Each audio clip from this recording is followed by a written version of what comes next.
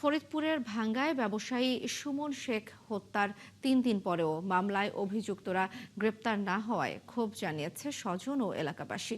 প্রতিদিন তারা সড়ক অবরোধ সহ নানা বিক্ষোভ কর্মসূচি পালন করছে। এদিকে পুলিশ বলছে মামলার তদন্ত শুরু হয়েছে।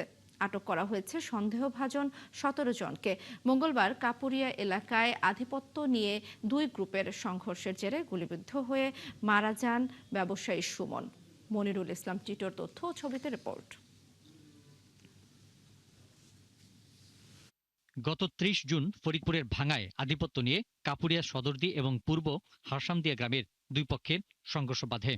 এ সময় গুলিবিদ্ধ হয়ে ফাস্টফুড ব্যবসায়ী সুমন শেখ নিহত হন। এরপর থেকেই ক্ষুব্ধ এলাকাবাসী সড়ক অবরোধ সহ নানা কর্মসূচি পালন করছেন।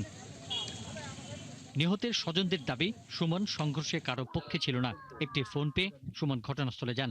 এ সময় স্বেচ্ছাসেবক দলের নেতা সজীব মাতব্বরের লোকজনের হামলায় নিহত হন তিনি। এ নিয়ে পরিবারের দায়ের করা মামলায় সজীবকে প্রধান আসামি করা হলেও তিনি এখনো ধরাছোঁয়ার বাইরে।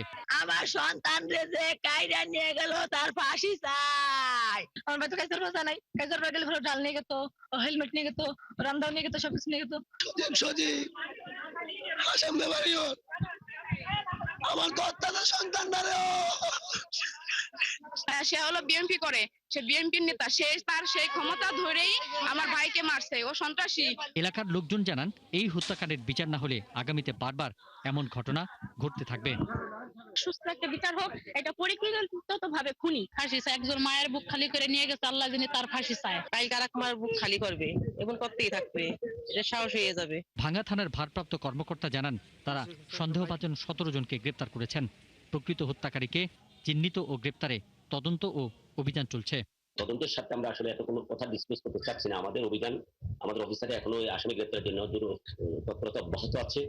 এ ব্যাপারে কথা বলার জন্য স্বেচ্ছাসেবক দলের নেতা সজীবের সঙ্গে বারবার যোগাযোগ করেও তাকে পাওয়া যায়নি। পিন্টু হাজং, ৭১।